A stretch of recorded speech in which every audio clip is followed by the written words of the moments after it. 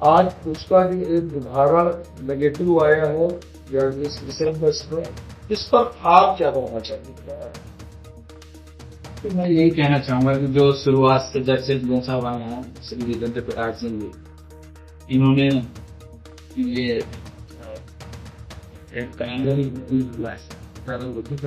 और मेंटली के साथ साथ बीच बीच में मुझे मीटिंग भी करा, इसलिए आप वहाँ आना, मेरे से पीछे आप वहाँ आए, और लास्ट मीटिंग में तो आप देख रहे हैं सीएम देना तो, और जाके सोचे शब्द बोलना, मन बुद्धि कहना, और वो जो इन्होंने अपना जवाब बना के भेजा था कि इनको हटा दिया है, ये मत बुद्धि है, इन्हें ये नहीं आता वो नहीं आता। आप बताइए, मैंने भी वो बताइए कि CM dashboard, Ayushman golden card,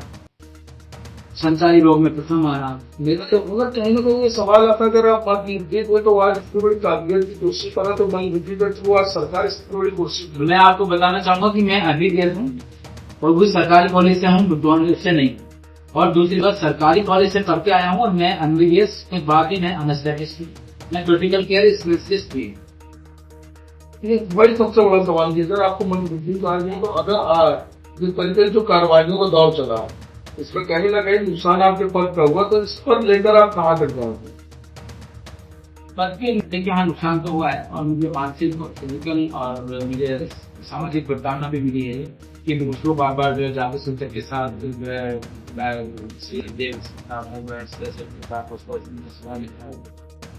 काम नहीं आता है, सिस्टम में आओ, सिस्टम में आओ,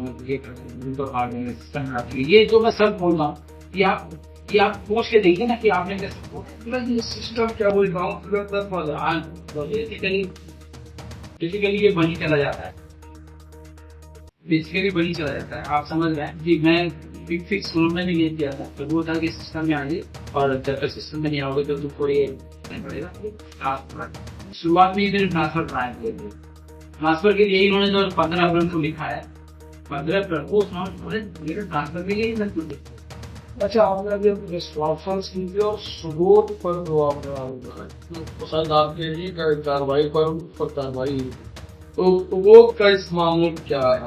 मैं वही तो बताना चाहता हूँ कि जो ये भीड़ हुई थी उस समय बाहर नहीं गई, तो यही क्लिनिक रेजिडेंट टेक्नोलॉजी रेजिस्टेंट है, तो बेसिकली ये प्रॉब्लम इम्पोर्ट थी, तो इन्होंने मेरे से बिना पूछे उसको 15 दिन में हमें सप्लाई का टाइम दे दिया फार्मा। वो एक अपने में सवाल हो गई, अगर वो नहीं देते तो 30 लाख का सामान आता थोड़ा ही कभी, अगर मैं प्रेशर में उसके बिल लगा के पेमेंट कर देता तो 1,60,47,000 का पेमेंट हो गया होता, हो जाता, तो फिर 30 लाख का सामान क्यों आता मुझे? फिर इसने 30 नर्सिंग होम को तुरंत मेरे से बिना बताए इसको जो है दिन भर दे दिया, इस तरह के काम किए। तो ये बेसिकली इसी तरह के काम कर रहा है। ये पिछले 8-9 साल से इसमें लोअर ट्रेन को एक चीज का पता, वो नर्सिंग होम कैसे चल रहा है, वो जगह कैसे चल रही है, क्लिनिक कैसे चल रहा है, सबका मालूम, डॉक्टर है कि नहीं है वहाँ पे, बिना डॉक्टर के चल रहा है, सब दिल्ली की बराबर शिकायत है, आगे जाते शिकायत है, और भाजपा के कुछ नेता शिकायत है कि भ्रष्टाचार, और ये भाजपा के टाइम से काम है। मतलब अगर हम मान लीजिए 9 साल क्या हुआ, अभी तो इस सरकार को इतना टाइम कभी हुई, इसलिए 8 साल से काम करे, वैसी चीज। तो वही हमारा कहने का मतलब है कि जो शहर के अंदर लगभग 70% हॉस्पिटल तो बगैर रजिस्ट्रेशन, बगैर पाने के चलते उसमें कहीं ना कहीं परोक्ष या अप्रोच रूप कहीं कहीं फूल रहा, इसीलिए इन्होंने जाके 3 साल से अपने सिस्टम बनाया कि उसको वापसी कराओ। मैं बताना क्या था, तो यही तो मैं कह रहा हूँ कि ये सब इकट्ठे हो गए, आनंद से इकट्ठे हो गए, क्योंकि वो वहाँ पे ज्यादातर डॉक्टर्स को स्टाफ को बताया जाते थे, सैलरी निकाल देते, दूसरी सेटिंग तक वो फिर निकाल देते थे, तनख्वाह पूरी जा रही है, कोई बात नहीं, उनका यही हाल था, इनका यही हाल ये अपने नर्सिंग होम वगैरह में ये जो सीबीआई से जांच है फॉर्म, उसमें खाली 2 कलेक्ट्रेट का एक करेक्टर सर्टिफिकेट लगा के दे देंगे, जब उसमें लिखा होता है कि सीबीआई से चार्ज शीट हो, कोई केस चल रहा हो, कभी जेल गए हों, कभी कोई इस तरह का हो किया, उसमें है मार्टर सीधे है, उसके बाद भी तो ये दिया बिल्कुल बगैर इतना बड़ा टेंडर दे दिया, इतना बड़ा 1,60,60,47,000। अच्छा, एक बीच में जब आप दोनों लोगों का बात चल रहा था, इस बीच में जो नौबस्ता पर जो 100 बेड का अस्पताल उसकी डेडलाइन थी, कहीं ना कहीं उस पर आरोप लगाया गया कि आपकी वजह से वो, मैं वही बताना चाहूँगा, बिल्कुल आज मैं वही बताना चाहूँगा जो हुआ है। जब पहले माननीय प्रधानमंत्री जी आने वाले थे तो उसमें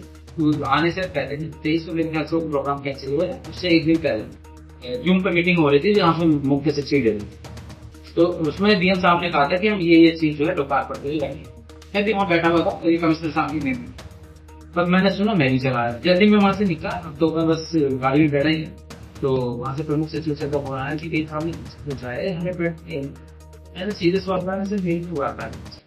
बस ईमानदारी से मैं कह रहा हूँ, मैंने वही बोला जो मेरे दिमाग में था। मैंने बोल दिया सर ऐसी बात आ रही है, पर आज लोकार्पण पे रख लिया है ये बात। वो प्रोग्राम दूसरे कैंसिल हो गए, अब दोबारा फिर सकता है। जब दोबारा चला तो इन्होंने मेरे से कहा तो मुझे लिख के दो। मैंने 19 तारीख को इनको चिट्ठी दे दी, 30 तारीख को आए थे, 19 को मैंने चिट्ठी दे दी कि सर लोकार्पण के लिए कह दिए। आप बताओ उसमें मेरी क्या गलती है? आपने चिट्ठी दे दी जो उसके अंदर व्यवस्थाएं होंगी, क्योंकि अस्पताल चलेंगे जो जाओगे। लोकार्पण में वही बताना चाहिए। मैंने भी ऊपर पूछ लिया था, अपने जो मेरा जेई होता है, जेई सिविल एसडीओ था सिविल से, और जो इलेक्ट्रिकल का था, मैंने उनसे रिपोर्ट ले ली थी। मैं अकेले देखिए, मैं टेक्निकल थोड़ी डॉक्टर ना, मुझे थोड़ी पता कौन सी ईंट लगी है, कितना सीमेंट लगा, कौन सा सरिया लगा, कौन सा प्लिंथ है, क्या है, कैसे, मुझे नहीं मालूम। मैंने रिपोर्ट ली किससे, जो सिविल का मेरा है, तो वो आजकल हमारे यहाँ कम हो गया है, जेई भी कम हो गया है, एसडीओ भी कम हो गया। तो हदोई पर पूछने तो यहाँ आए गए, उनसे भी 100 दिन बाद मुझे इसकी गाइडेंस है कि मुझे आपका रिपोर्ट नहीं, इसमें क्या करनी है, कैसे है। और जो दूसरे मेरा भी उससे भी हमने कंट्रोल याद हो गया, तो उन्होंने भी आपको उसकी लगाई, उसके बाद ही हमने इनको किया। तो लोकार्पण होना एक अलग चीज है, लोकार्पण हो गया कि जब हैंड ओवर हो